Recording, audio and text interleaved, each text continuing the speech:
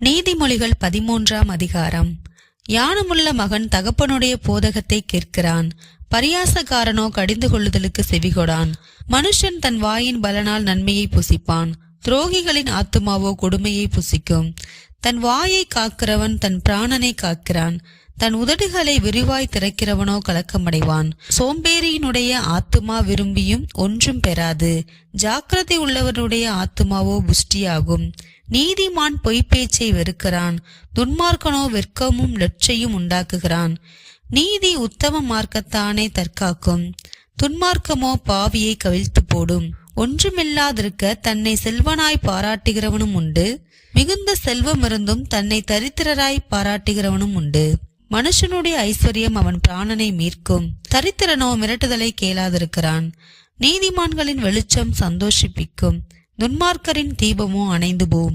அகந்தையினால் மாத்திரம் வாது பிறக்கும், ஆலோசனையை கேட்கிறவர்களிடத்திலே ஞானம் உண்டு. வஞ்சனையால் தேடின பொருள் குறைந்து போம், கைப்பாடாய் சேர்க்கிறவனோ விருத்தி அடைவான். நெடுங்காலமாய் காத்திருக்குதல் இருதயத்தை இளைக்க பண்ணும், விரும்பினது வரும்போதோ ஜீவ விருட்சம் போல் இருக்கும். திருவசனத்தை அவமதிக்கிறவன் நாசமடைவான், கற்பனைக்கு பயப்படுகிறவனோ பலனடைவான்.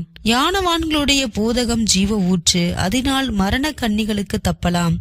நற்புத்தி தயை உண்டாக்கும், துரோகிகளுடைய வழியோ கரடு முரடானது.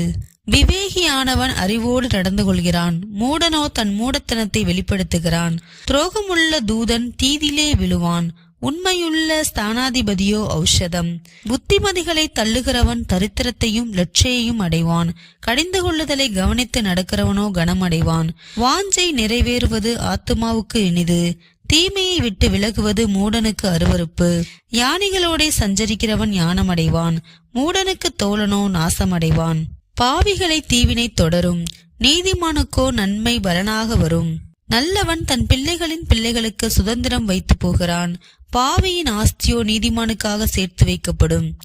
ஏழைகளின் வயல் மிகுதியான ஆகாரத்தை விளைவிக்கும், நியாயம் கிடைக்காமல் கெட்டு போகிறவர்களும் உண்டு. பிரம்பை கையாடாதவன் தன் மகனை பகைக்கிறான், அவன் மேல் அன்பாய் இருக்கிறவனோ அவனை ஏற்கனவே தண்டிக்கிறான்.